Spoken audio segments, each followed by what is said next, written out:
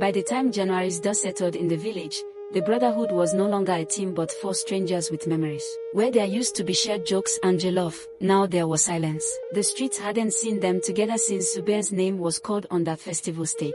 To the townspeople, it was sad but not surprising because money and pride breaks even real blood, let alone friends. Zubair returned to the city and threw himself into meetings, contracts, and proposal reviews. He didn't mean to cut his brothers off. At first, it was just busyness. Then it became awkward, then uncomfortable. Every time he thought of calling, something held him back. Guilt, maybe, or fear. He convinced himself he'd fix it soon. But in the village, they were not waiting. Josh had started his own hustle, fixing bikes for local dispatch riders who hopped on the Brotherhood's idea. Word spread that he was good and better than the boys in the city. He put up a small kiosk by the main road, even hand-painted the sign himself. Jay's Motors, no delay, no excuse.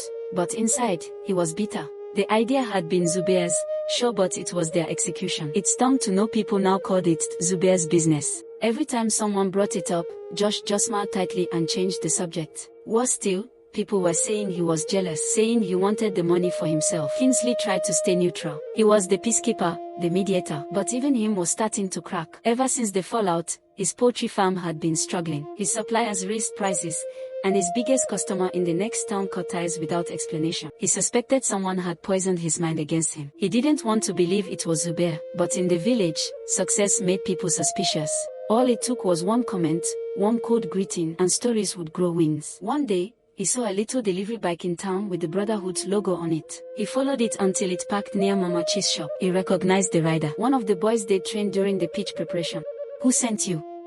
he asked. The rider blinked. "Oga Zubair. He said we should try pilot testing here first before we go full in." Kingsley clenched his jaw. No call, no message, nothing. He just turned and walked away. Tari watched it all quietly. From his spot at the filling station, he saw them pass by separately. Zubair's name now tied to a business none of them touched. Josh fixing delivery bikes but never smiling. Kingsley walking with that heavy sadness he didn't carry before. One day, after closing, Tari walked to the mango tree, their old hangout spot. He sat under it with a bottle of water and stared into the dusk. Then he said quietly, "The tree is still standing. And so are we. But for how long?" A few weeks later, the village buzzed again. The town council announced a new initiative, Youth Business Forum, and all winners from the last festival were invited to mentor and speak. Zubair was on the list. When the flyer hit the village, the comments flew.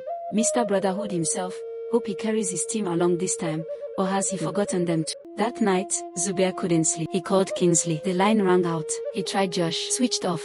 He didn't bother trying Tari. That one picked calls only when he felt like it. So he came to the village the next morning. In a blue shirt, polished shoes, and sunglasses, he walked straight to Josh's kiosk. "Josh," Zubair called out. Josh didn't look up. "You came with the city dust on your shoes. Hope the roads weren't too bumpy." Zubair sighed. "We need to talk." Josh wiped his hands and leaned back. "Talk now. We are talking." "I've messed up," Zubair said. "And I know that. But I didn't plan to cut anyone out. Things just moved fast. I had to register the business in my name. They wouldn't allow joint names, but I kept our documents. Your names are there." Josh looked at him hard. "So where's our share?" Zubair hesitated. "I reinvested it. The bikes, the licenses, even paying staff. But it's all in motion. I want you back in." "You want me back in?" Josh repeated.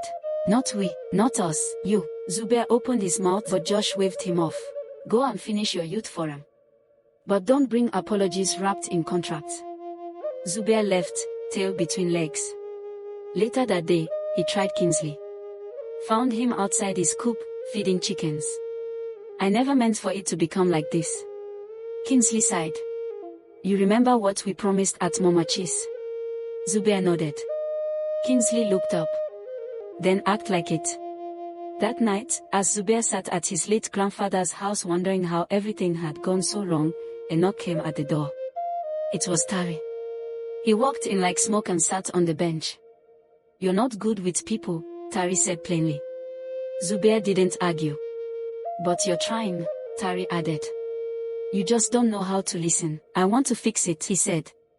"Then stop trying to lead it alone." Zubair looked down. Tari stood. "Tomorrow, come to the mango. By 5. No cameras, no flyers. Just come."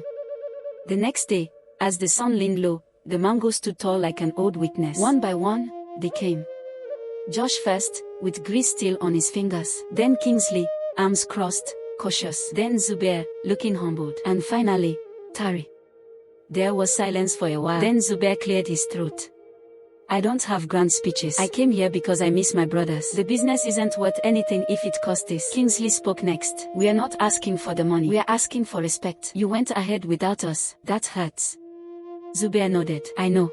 And I'm sorry. Josh was last. He bent down, scooped sand, let it fall slowly from his fist. This thing we built, it started from nothing. Just 4 heads and one crazy idea. Let's not let name and papers kill it. Then, slowly, he stretched out his fist. One by one, the others placed theirs over his. Just like old times. No oath, no blood, just that old, stubborn bond. But just as they were laughing again for the first time in months, a call came to Tari's phone. He answered, but his face changed. What is it? Kingsley asked. Tari looked at them. The rider was attacked. One of ours. The bike is gone. And the goods too. Zubair stood. Where? Lomok village. We need to go now. And just like that, the Brotherhood stood again, shoulders side by side, ready to fight, not against each other but for something that still belonged to all of them.